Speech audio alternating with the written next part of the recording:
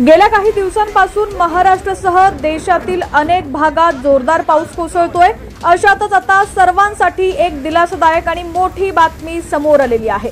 काय आहे ती बातमी सविस्तर जाणून घेऊया। त्याआधी तुम्ही जर HPN मराठी न्यूज चॅनल पहिल्यांदाच पाहत असाल आणि अजूनही चॅनलला सबस्क्राइब केलेलं नसेल तर नक्की सबस्क्राइब करा, जेणेकरून आमचे अपडेट्स लवकरात लवकर तुमच्यापर्यंत पोहोचतील। मान्सून अखेर केरळमध्ये दाखल झाला असल्याची घोषणा भारतीय हवामान खात्याने केलेली आहे।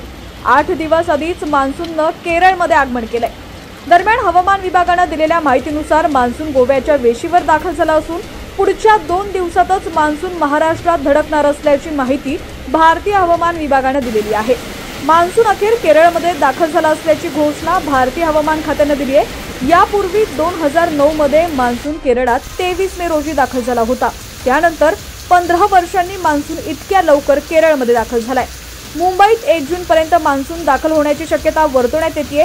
केरळ हे मान्सूनचे भारतातील प्रवेशद्वार मानले जाते। केरळात प्रवेश केल्यानंतर नैऋत्य मोसमी वारे अर्थात मान्सून देशभरात आगेकूच करतो। नैऋत्य मोसमी पाऊस आज 24 मे केरळमध्ये दाखल झालाय।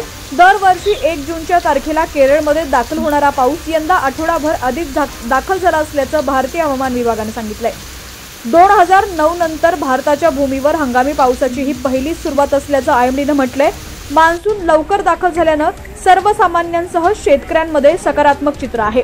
दरम्यान गेल्या काही दिवसांपासून राज्याच्या विविध भागात जोरदार पाऊस कोसळत असल्याचं चित्र पाहायला मिळालं।